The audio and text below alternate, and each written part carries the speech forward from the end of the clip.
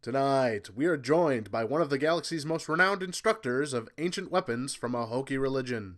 But first, the Coruscant Port Authority has broken up an illegal smuggling ring of counterfeit kyber crystals. Representatives of the Jedi Order are reported to have said that the synthetic crystals had them seeing red.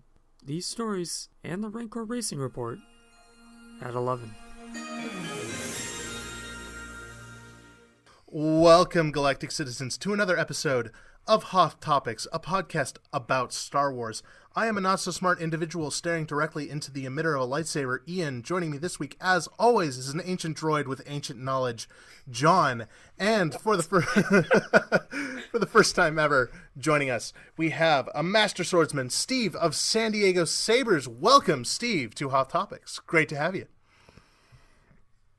Awkward silence, and hello there. There you go. There you go. You got the awkward silence down. Good, it's a professional... Right on cue. It is. Right. It's Not a thing scripted at all. You really got to perfect that over Yeah, time. absolutely.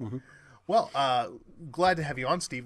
Happy to be here. John and I Thank you, guys. have been interested in sort of the saber combat, real world kind of guilds and Arena, clubs. as it were. Yeah, as it were, the arena for quite some time. And we were very lucky to find out that the San Diego Sabers were very close by to us and have been privileged to participate in the last couple. I'm glad you guys have shown up. Yeah. Checked it out.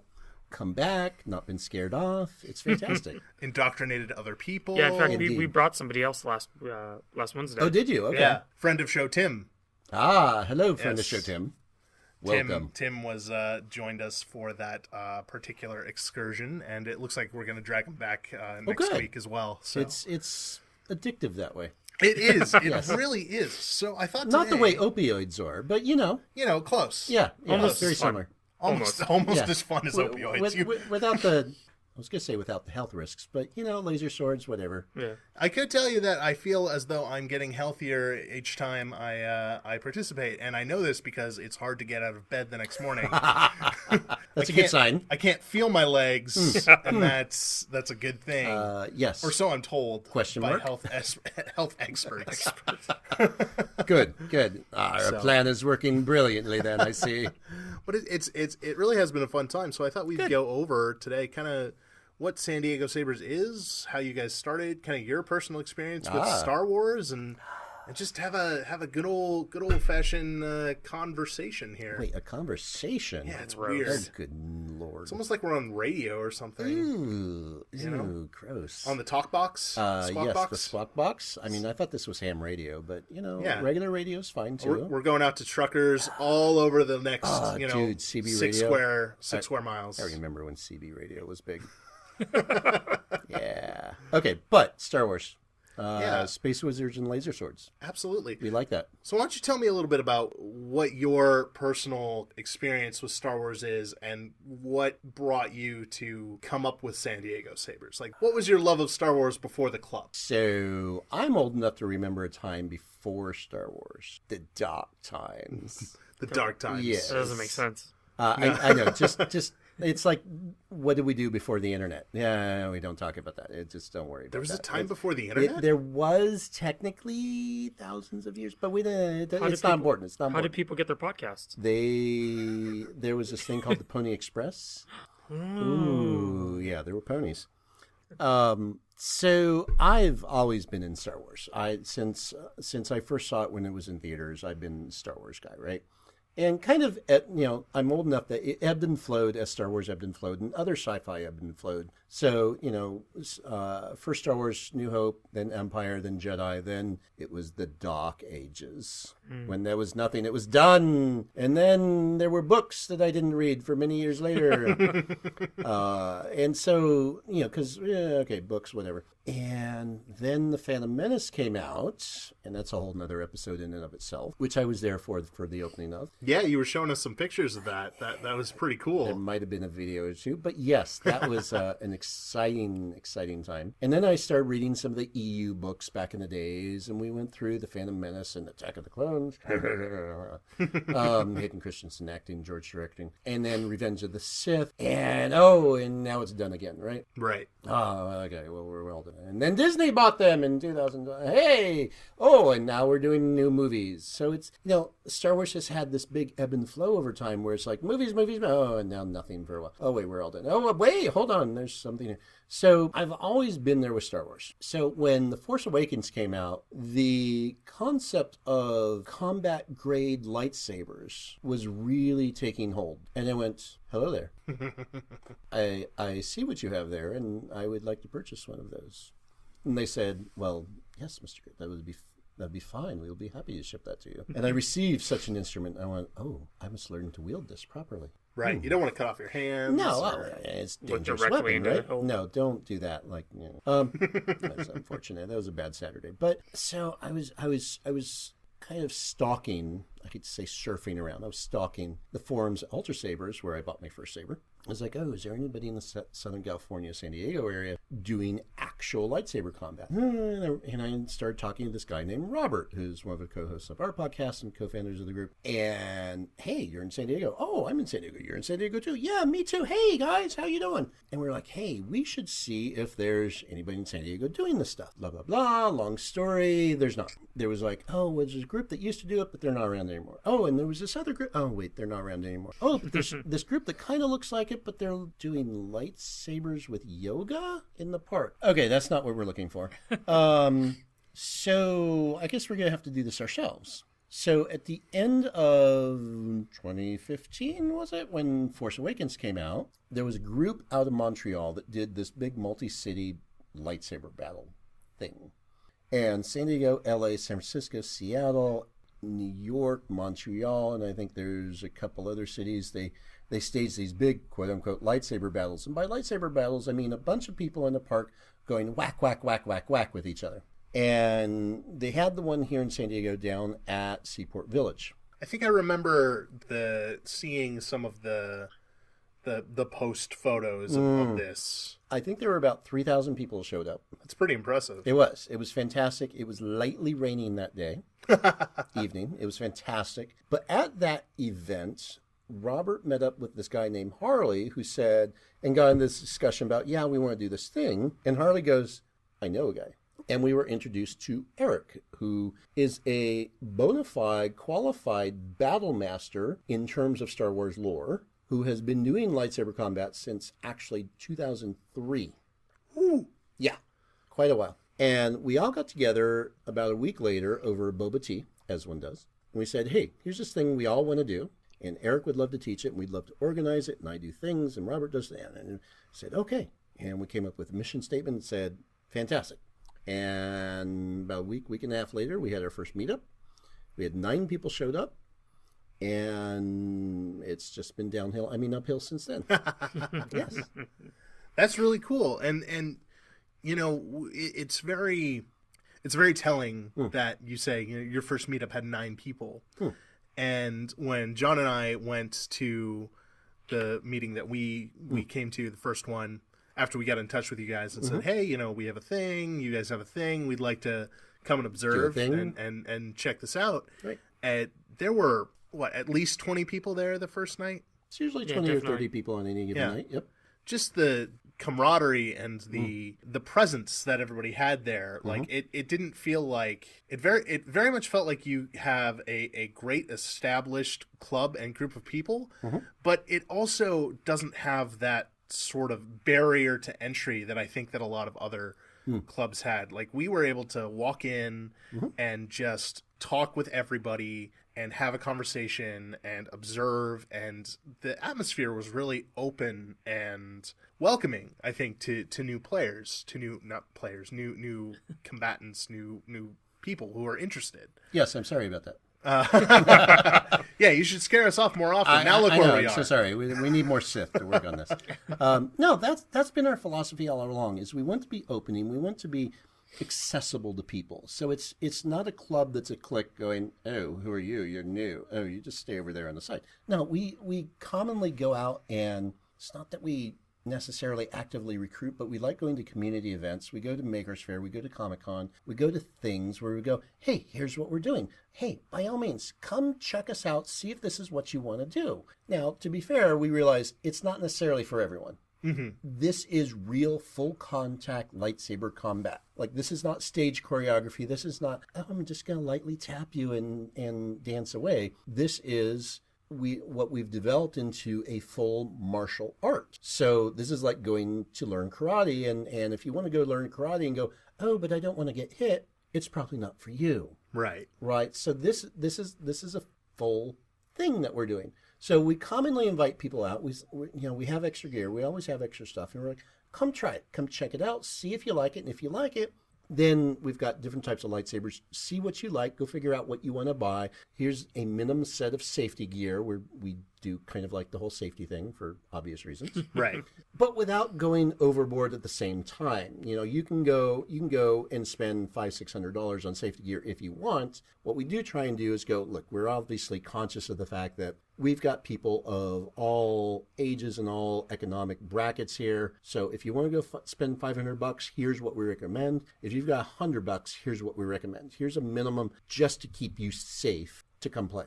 And we've always got extra gear. So yeah, as we've learned, John and I have been to 3 practices now and participated in 2. Soon to be 4. Soon to be 4, as of 7. later tonight. Later tonight, yeah. So, John, what was your kind of experience? I know we both went at the same time. What was your experience coming into that first observation that we had of the San Diego Sabers group? The lightsaber I got it at WonderCon with my cousin, and he wanted to do like a long, short sort of saber, like a Kimbo sort of thing. Interesting. And then I built a pike. I figured pikes are kind of cool.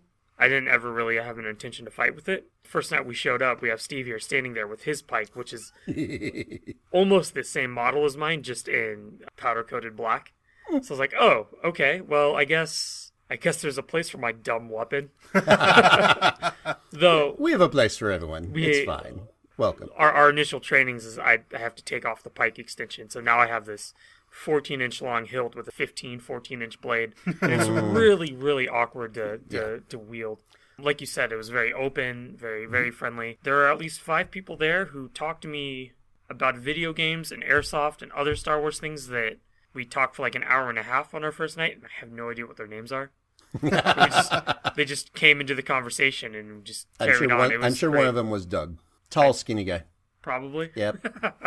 I thought that was really cool. I'm not a very social person, but being able to go somewhere where it just immediately felt welcomed was really cool. And then immediately having people in the parking lot like, I can't wait to beat you with my lightsaber. But like in the friendliest, not like in a bullying way, but like I'm so excited to have a new opponent sort of thing. Right. Like, okay, you're terrifying me.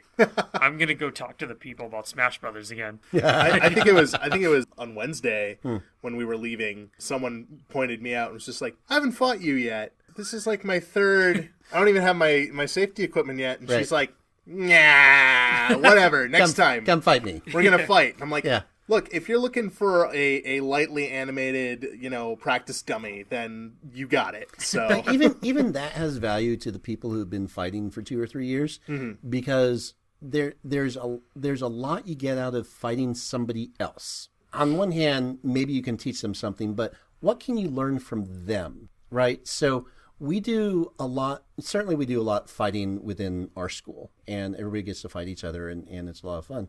But we also make sure that we encourage people, go fight other students of other schools. Other schools train differently and in slightly different styles. So you can always learn from somebody else, no matter what their skill level is. And that's another thing, too, that I think is really brilliant about how you guys have set up your structure, is that you could have any sort of background from nothing to coming in from a different martial art to coming in with completely different combat style. Yep. And you still have that feeling of everybody is on the same page, even though people might have different skill levels. Nobody feels lesser.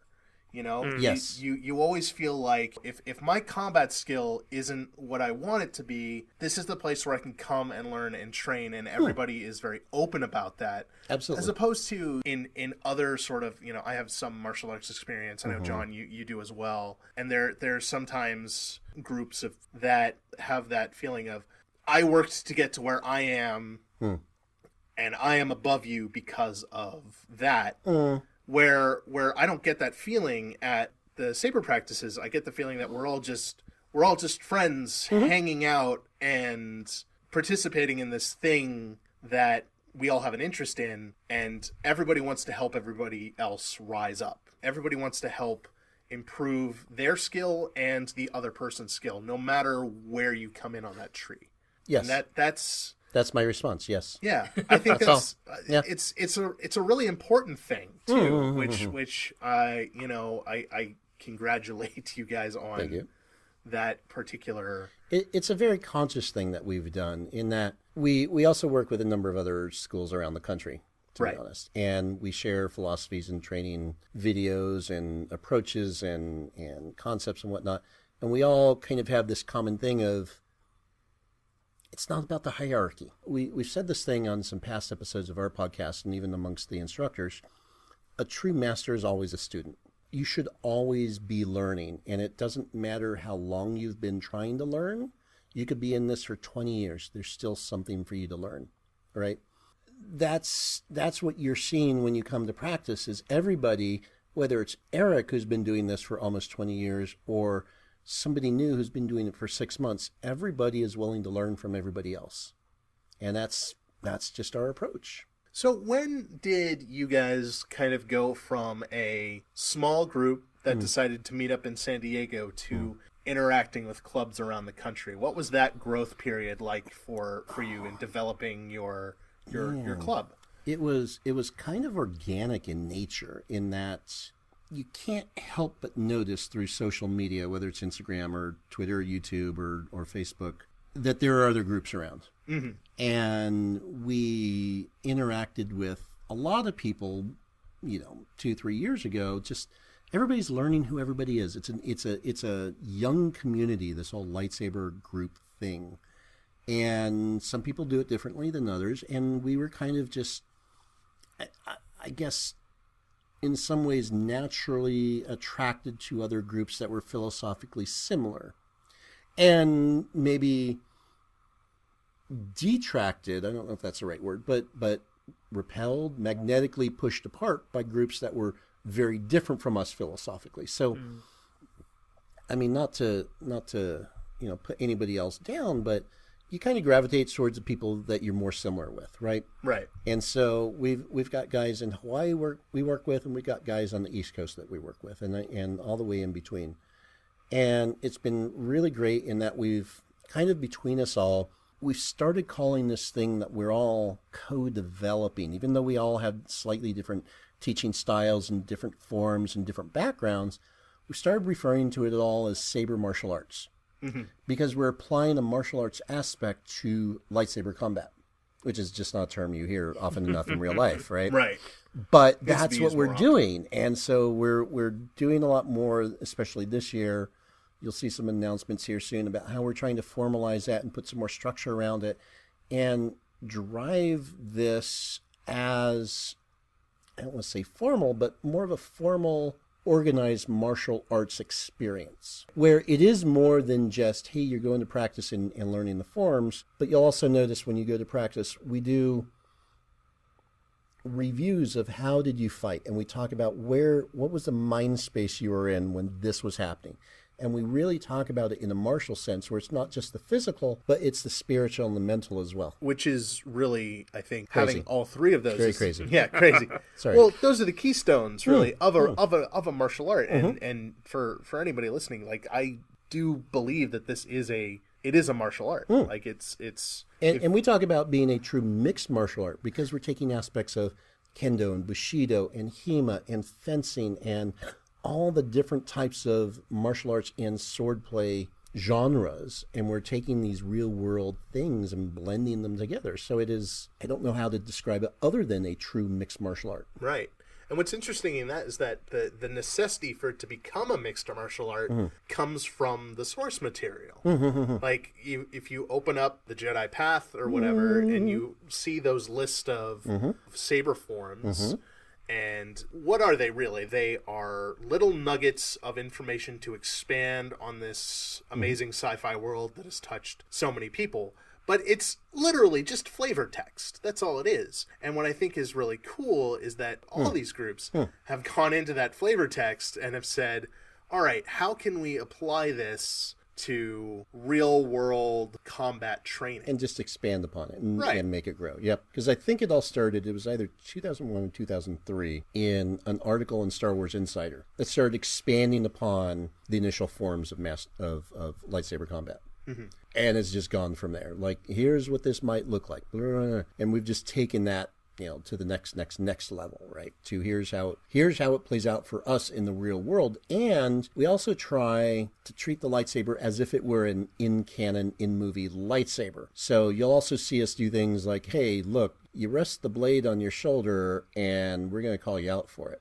Right. Because there goes your arm, as if. So we also, besides the martial arts aspect of it, also try and make sure we keep the Star Wars aspect of it in mind as well, and also just have fun with it. So you've probably seen this at practice. Everybody's laughing, everybody's having fun. They're out there not in this Cobra Kai Karate Kid mentality of, I have to win or at all odds. They're out there having fun.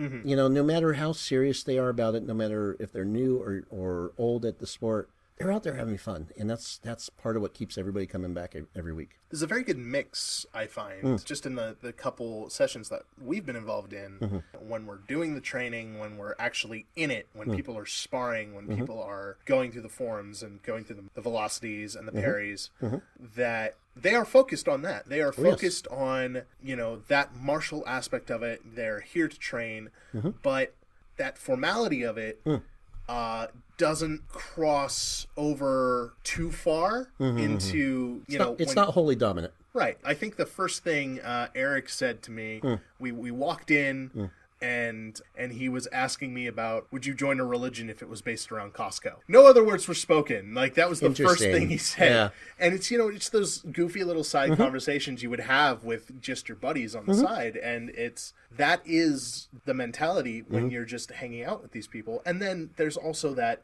really devoted sense of practice and martial arts focus when you're actually doing. And I think that the combination of those two things is what makes it so accessible to everybody. I wanted to say this earlier, but it didn't fit the conversation. Sure. Is that I found, because you said you walked up to Eric, who is the battle master. I've never been into any club where I felt that I could just approach the leadership, or just on a whim, just to talk about anything. Like when I took Taekwondo, kind of a different situation because the guy teaching that didn't actually speak English, so you couldn't really approach him. Just having Steve here, we hung out with Steve the first night we were there, the whole night. I feel like if we went to any other kind of martial arts thing, that we wouldn't kind of get that one-on-one with the people running the show, so to speak. Right. And I think it's really cool, especially with our training with Katie's been teaching us. She doesn't, at least not yet, has punished us when we've done something not correct or incorrect, but his... Go ahead. Rest your saber on the ground, see what happens. Well, our first night, we rested our hilt, saber's hilt first, but she gave us a pass, since we're not supposed to do that. You guys didn't know, but we're watching. Though she hasn't caught me resting it on my shoulder yet. But yeah, she doesn't punish us for doing it wrong. She'll come up and do a one-on-one, here, this is, let's figure this out. Right. Example, we were doing the backwards parrying drill. Oh, yeah. Yeah. And my brain cannot get wrapped around the choreography of that. And she and May, I think it was, they both stopped what they were doing to come help me figure out how I move my feet from in front of me to behind me. Yep. Still boggles me that that's a thing people can do. That's a practice thing. That's why we do this week after week, is you practice it until it's just, you don't have to think about it. Yeah, I don't have the threat of being hit with a kendo stick when I have a question. Not yet. Yeah, yet. Yeah. If that would help, let me know. Yeah, that would set me on the way of setting up my rival school. In a general sense, it's just been a real fun time. Good. So when it comes to the actual sabers themselves, yes, you really tend to focus on a single blade combat style, at least at first. Now, why? As someone who, when I go and play the video games, the answer is easy, by the way. I know it is, and it's for the listeners' benefit, not mine. By all means. Bless their hearts.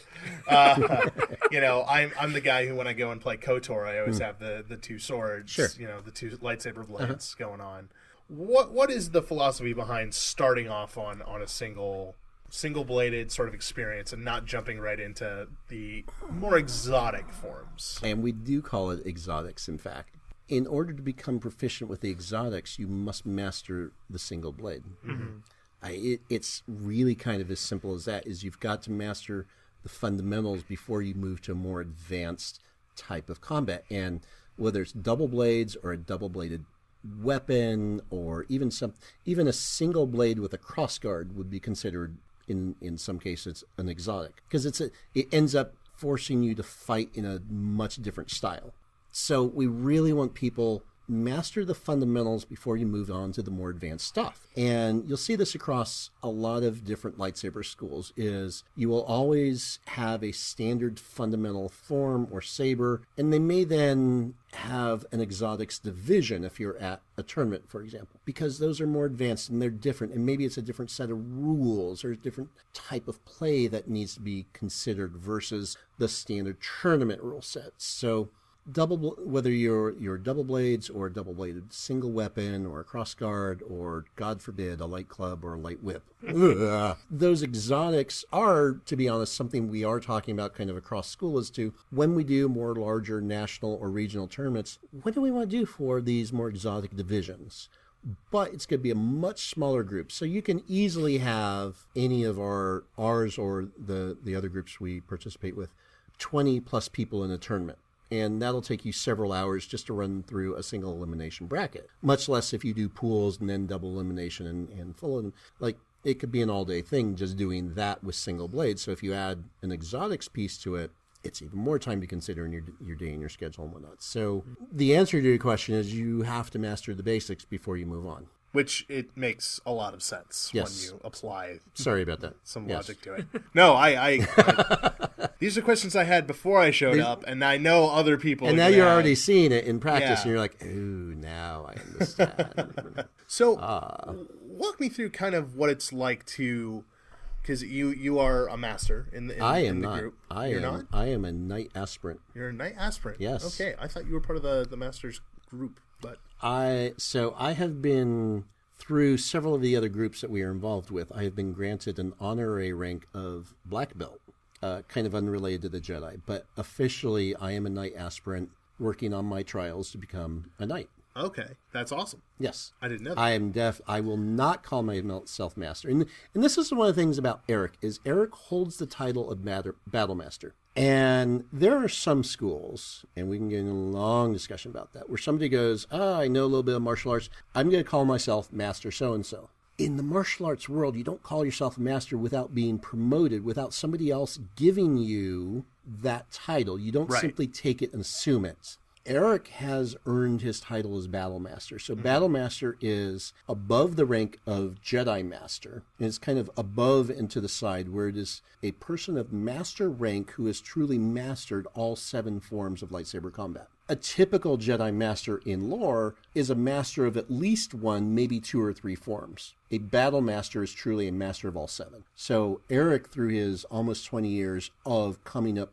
doing lightsaber combat, has gone through and been a Padawan and been promoted to Knight and promoted to Master and now promoted to Battle Master. So that's something we're very philosophically attached to, which is nobody assumes a title that they have not been recognized as by others. Right, absolutely. And my mistake for No, that's fine. That's fine. For not, Good. I made an assumption, which I just make stuff happen. Yeah.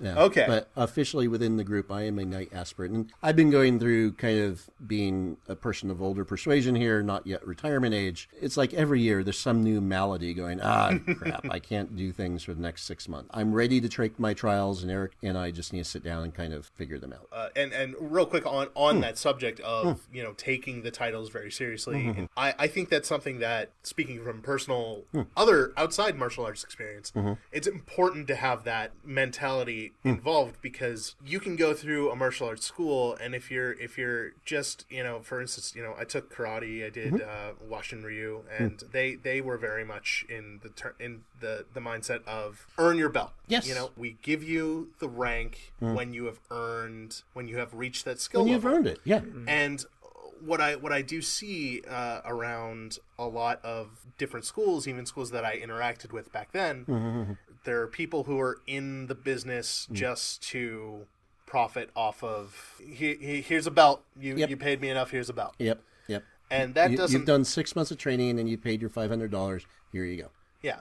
And that's not... That doesn't help us. That seems like a disservice to the students. Right. It doesn't help us as the learners, as the students, because if we go into one of those tournaments and we face down someone who has actually earned that rank, we're going to get our galactic behinds whooped. So the fact that is an important tenet of the school is a really positive thing. Yes. We kind of joke about some other schools, and we try very hard not to be like this, but there are other schools that we call McDojos, in the McDonald's vein of things, of lather, rinse, repeat. It's like, that's not what we want to do. We want to actually allow students individually to progress and learn, and every student's path is different from every other person's path. So even to the point where if somebody goes into our Padawan program, so you don't have to. You can just come out and bang sticks together every week and have a good time. But if you want to progress and you want to go into the Padawan program, as you become a knight aspirant, which means you're progressing towards almost being ready to take your trials to become a knight. Every person's trials, Eric designs differently. So it's based upon demonstrating that you've overcome the things that are important or a big milestone for you personally. So we don't even talk about, for example, and we don't share the stories of everybody else's trials. They're very personal, and what this person went through will be different from this person, be different from that person. So I know what my trials are going to be, but they're a lot different than somebody who's a lot more into the combat, who's a lot more into this or this form. So people may have different forms, so their trials will naturally be different based upon that too. Or they're going, what their personal journey, again, kind of that holistic martial approach of this is about spirituality, and the attitudinal approach is, have you overcome something? Has this allowed you to go overcome something major in your personal life that's allowed you to progress? And how do we put you to a trial for that? And that too also kind of not only comes from the martial arts aspect, but also the Star Wars aspect too. Absolutely. That's how a lot of the trials would be for people in the lore. Yep. I've said many times on the podcast, I was part of a role-playing guild on Star Wars, and I had firm grasp of the lore aspect of things. And in our guild, we had a program where you could just go through the basic knight trials, like the preset ones. And any student that I ever had, I was like, no, I'm tailoring this to you and how you play. Yep, it's just better that way for everybody. It very much is. So what is it like then? You are at least involved in the leadership and making things happen. Yes. What is it like watching Eric as the battle master and the leadership group developing new and different programs for the guild? Oh, it's so phenomenal. So you sound very excited about that. It's and every year it progresses, and that's kind of the interesting thing is we continue to evolve and grow the curriculum, as it were. And so really Eric is the battle master, is the head instructor of the school, owns the curriculum. And that's the way it would be in any schools. The head instructor owns the curriculum. He develops the thing and the stuff. So like last year we started doing this thing where every couple of months we're going to do a mini tournament in school so that people get that experience playing in a tournament setting. And we just do it in school, so it's small, and we'll do it one night of practice like every couple months. And so we're continuing that this year, and we're developing more of a judging program. So people who may not be as good or as invested anymore in the fighting, they may be really good at judging at the perception of what's going on in the fight. And so developing the curriculum over time from just we're going to run you through the forms to now we're going to help further develop the curriculum so that people can train for tournaments and develop judges so that not only we have a pool of judges that we can pull from when we run our tournaments, but they can also be lent or used at other tournaments with other schools. Mm-hmm. So there's also this community building aspect at the same time of how can we help contribute to the overall community through what we're doing in the school. Very nice. John, did you have anything to... Yeah, the only comments I had were non-serious ones about the other San Diego Sabers, the hockey team? Hockey team, yeah. Oh, those guys, the .com group. Yes. Yeah. Yes, we're the .net group. They're the .com group. Okay. So again, bless their hearts. That was it. Yes. I think there might be a basketball school or something too. I always thought it was funny when I was looking it up, and I think I'd get the wrong one. I'm like, no. It took me more than 3 Google searches to figure it out. It's tough. Yeah, it depends on what you've got in your Google search history. You guys need to start working with them some more, and then steal their. They're not quite domain. the same demographic. Although we've made it quite a thing on our own podcast about it's .net, not .com, not .org, not .gov. So, if someone hears this and says, I hope they do. Yeah, if someone... Hello there. Thanks, Tim. Hi, Tim, Taylor, and Mike. Hey, guys. How you doing? About all the people we know for sure listen. Fantastic. We're glad to have you here, gentlemen. If someone hears this and decides, I want to get involved with my local Saber group, wherever they may be. Yep. They've come, they've checked it out, they decided they want to invest in the necessary materials to participate in the sport. Sure. What are your recommended sort of minimum requirements? One, buy a lightsaber. I know, that's crazy. It's so out of this world, but start there. This sport involves lightsabers. You need a lightsaber. Just go with me on this, okay? So like my Master Replica's Force Effects lightsaber? Not so much. I mean, you could. It'll last once. Just letting you know. You really want a valid combat grade lightsaber. So Ultra Saber, Saber Forge, Vader's Vault, Kyber Light. There's more and more places popping up all the time. But you want something that's going to be quote unquote combat grade. Right. Force Effects, while very pretty, it's prop grade. Mm-hmm. It will not stand up, I guarantee you. Do not bring it out. That said, there are ways to convert a Master Effects to a combat grade if you so desire, but you probably don't want to. Just go buy a combat grade lightsaber. Right. You can get them for under $100. It's fine. Yeah, it's relatively cost effective. I think when I went and built mine, I threw in a couple extra stuff. Mm-hmm. You know, I wanted a very specific looking blade and all that, and I think mine ran up with the cost of shipping and everything. It was about $180. My first one was $532. Okay, there you go. You can spend all the money you like on these, and if you go get some really highly customized ones that are acid etched and blah, like you can spend $2,000 if you really. But those are mantelpiece quality. You don't want to fight with those. Right. To be fair, $100, $200, piece of cake. Yeah, you can get. I think you got yours on a special. Yeah, my pike was $70. Yep. If you're at a convention, and I know Ultra Sabers, they do grab bag sabers where you don't get to pick your thing, but they'll send you a random whatever is in inventory this week. Yeah, and I've gotten some great deals on those. It's like, oh wow, I got this one. This is great. Yeah, and so it's in terms of the actual lightsaber itself, it is not necessarily a huge investment. It's about the same investment you would put into getting the gear for any other sport. When it comes to the protective gear, yes. What are the minimum requirements for protective gear? I know it might vary school to school. It does.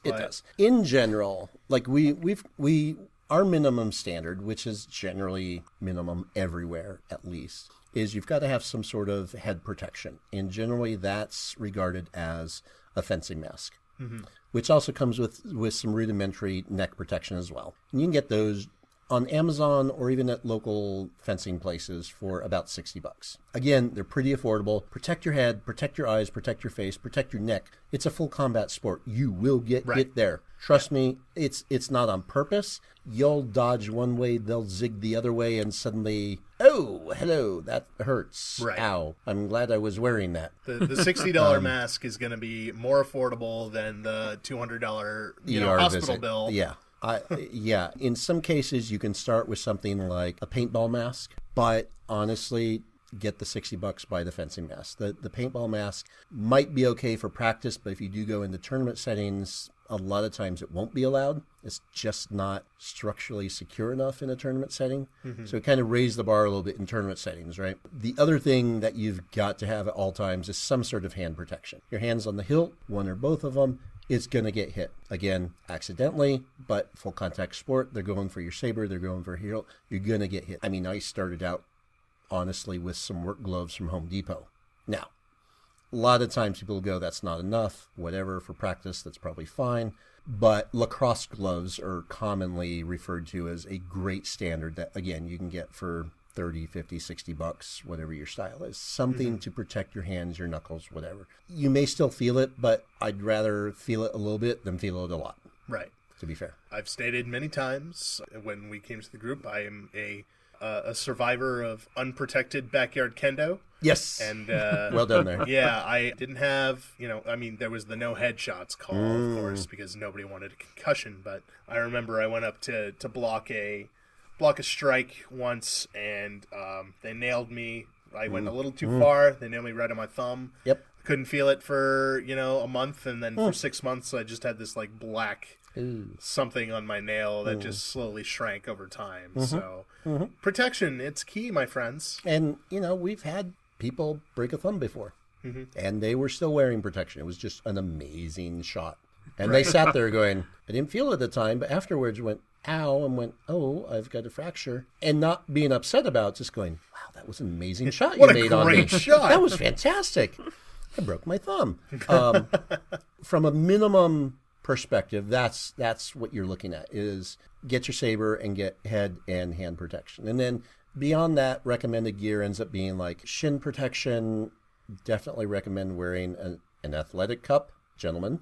Breastplates sometimes, arm pads. I mean, you can go into almost full armor if you want. Right. And that's, for our group, that's kind of the optional stuff. And over time, people who are serious and stay in it, for a year, 2 years, 3 years over time, end up buying a little bit more because it helps. But we also try and be conscious of people have budgets and jobs and families and things that may not be able to go out and spend $600 on gear. So we try and take that approach of here's the minimum, but here's this other recommended stuff. And over time, if you want to invest in that, that's many people do if they continue on. Yeah, I've seen a couple chest pieces and some arm guards. Yep. I mean, every little bit helps because again, full contact. Every piece of your body is a mark of contact. It's valid for us. Some schools try and limit that, but we go back into lore going, if you're walking down the back alley of Coruscant on level 1313, nobody's going to sit here and go, oh, I'm so sorry, I can't hit you there. Full combat. Yeah. Yeah. If somebody is shooting / slashing at you, they're shooting / slashing at you to kill you. Not to be like, oh, I scored a point. Yeah. Now I win. I get to go about my crime, I guess. Crime. Indeed. It's again, trying to make it accessible for as many people as possible. Now, if there's, I know we have listeners who are not necessarily in the San Diego area. So Is that Tim? Now, Tim's the guy we dragged to practice last week. But yeah, there you go. Sorry, LA listeners. Love you too. You don't need to apologize for that. Oh, fair. For people who might be out of state or what should they be looking for when they are looking for a group to join up? And if there isn't one, what are their options for maybe starting their own? Ooh, okay, that's a whole different. Yeah, two very different That's questions. a whole I know. So look around. Use the internet. There are more and more schools popping up all the time. There are Saber Legion schools. There are independent schools. There are lots of different schools. So, and if nothing else, get in touch with us. We may know somebody. And if we don't know somebody, we may know somebody who knows somebody. Because the community is small, but the community is ever growing, and we're always learning and hearing and talking. And, so me and my buddy from Delaware, we're talking about trying to make a trip to go check out the group in Columbus. There's a couple groups in Houston that I want to check out.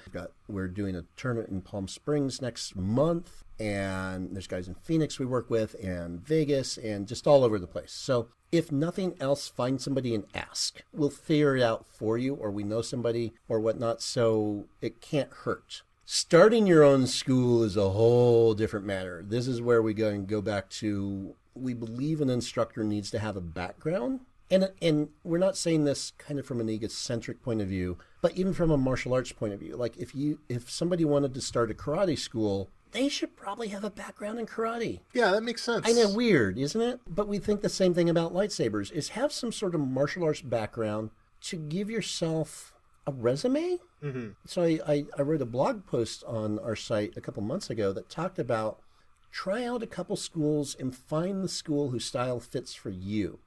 Ask about what the head instructor's background is, because I have seen schools where it's just been so-and-so started this up because they've taken a couple of classes. Well, bless your heart, but I don't think that really qualifies you as a head instructor to teach a dozen other people. Right. I appreciate the passion, but there's more to this than just, assuming the title, quote unquote. So look into the background, look into the school. What have they done? What have the people done? And go try it out. Go once or twice and see how the vibe feels. What's it feel like? How are the people? And if it works for you, great. If it doesn't, try a different school. And this is what I would say with TKD school or karate or anything is, shop around, right? This is a very personal experience for you, so find the thing that fits for you. And we've had people that show up for a couple times and just go, not really your thing. And you know what? That's fantastic. You know what? I'm glad you tried it at least, because it's a huge important step to have the courage to go try it. And if it does work for you, fantastic. If it doesn't, that's okay. You know what? I appreciate that you tried. Yeah, absolutely. Well, I think, the kind of coming to a overall closing point, at least in terms of your school, I've been a couple times now. I plan to continue going. Yay. Thank you. And this is something that I would recommend for anybody who has that sort of, for me personally, I need something else along with my sort of like physical activity. I'm not a guy who can get on a treadmill. I'm not a guy who can, go run a mile and be satisfied, to keep me away from the gym. But when there's something else behind it, when there's heart behind it, when there is a certain amount of dedication and a good group of individuals and a good supporting network behind you. And nerds, yeah. Especially for nerds, you know? Yes, absolutely. Like nerds. You need to find your tribe, right? Exactly. Yeah. And we're not exactly known for being the most athletic group of people. So I think... Much less social. Yeah. So I think for someone who really struggles with any aspect of the physical or the social aspect, this is definitely a sport to look into. It'll help you with your physical, it'll help you with your mental state. And these are not just the proverbial jocks coming out to play. Right. Like we have a lot of nerds coming out to play. We've got anybody from a guy who works at Fry's to a video game designer. The entire spectrum is here. And people in healthcare and people in finance and you name it, all sorts of different backgrounds. But we're all drawn together for our love of Star Wars, our love of lightsabers. For many people, this becomes their next family. And they've said that when we've talked to them about it. Without hesitation, which is phenomenal. I don't know what's wrong with them. We spend so much time, and because in the full training program, there's an aspect of you have to break yourself down in order to build yourself up. And through that, you can find some really deep connections with the other people in the group that they literally do become your next family. Like we've got some people that I think it's Thursday night. They have game night. They go play D&D or they go play Magic the Gathering, or Friday nights is bad movie night. Like anything less than a 50% score on IMDb, right? So the nerd aspect continues beyond the school as well. And people do find things to do and hang out and participate in. And also we're in San Diego, so there might be beer drinking. Yeah. Potentially. Allegedly. And that is something that, when we were talking with individual people, completely unprompted, they would tell us that exact thing, like, yeah, this is a second family. We're all... Good, I've paid them well. Excellent. But it's true. They've been paid off by Big Saber. Yes. Or Big Beer, I don't know. Yes. So, John, any final wrap-up, last-minute things? No, I think the only thing we haven't really touched on is how much are your club fees for San Diego Sabers? Very important question. So for us... it's a number approaching and is exactly 0, actually. So Seems affordable. I mean, again, we try, and this will vary by clubs. So some groups, to be fair, meet in more of a commercial environment, so they may have rent to pay. So they may be like, hey, you know, we need to charge you $10 a session or something, just to cover their own costs. We meet in public places at parks and stuff, so we have zero costs. And our philosophy as, you know, the High Council, we want to always keep it free.